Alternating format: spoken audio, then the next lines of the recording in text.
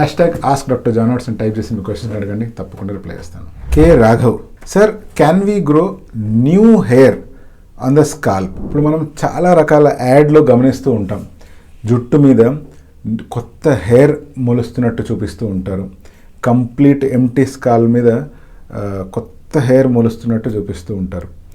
మరి ఇది నిజంగా సాధ్యమైన షాంపూస్ కానీ ఆయిల్స్ కానీ లేకపోతే ఏదైనా ప్రొసీజర్ చేస్తే కానీ కంప్లీట్గా అక్కడ లేని జుట్టు కొత్తగా అక్కడ నుంచి మొలుస్తుందా అంటే ఆన్సర్ నో.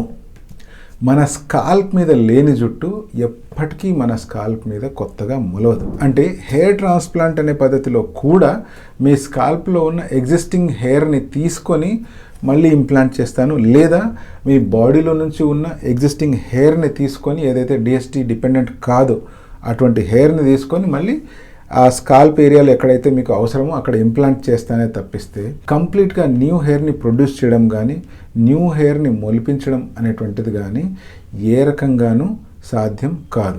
మరి ఈ హెయిర్ ట్రీట్మెంట్స్ అన్నీ ఎలా పనిచేస్తాయి అంటే ఇవన్నీ కూడా మీ ఎగ్జిస్టింగ్ హెయిర్ని సేవ్ చేస్తాయి, ఎగ్జిస్టింగ్ హెయిర్ని గ్రోత్లోకి ప్రమోట్ చేస్తాయి, ఎగ్జిస్టింగ్ హెయిర్ని థిక్గా చేస్తాయి, ఎగ్జిస్టింగ్ హెయిర్ని లెంత్ ఇంప్రూవ్ చేస్తాయి.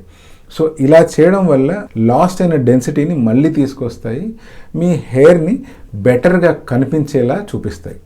అంతేగాని డినోవో అంటే అక్కడ లేని హెయిర్ని కంప్లీట్గా న్యూ హెయిర్ని తీసుకురాగలుగుతామా అంటే అది నాట్ పాసిబుల్. అంత మాత్రాన మీరు డిసప్పాయింట్ అవ్వాల్సిన అవసరం లేదు.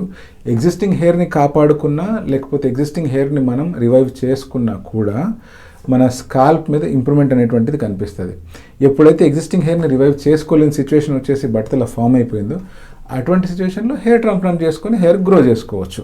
మనకు కావాల్సింది హెయిర్ గ్రో అవ్వడం, అది హెయిర్ ట్రాన్స్ప్లాంటేషన్ ద్వారా ఈజీగా సాధ్యం.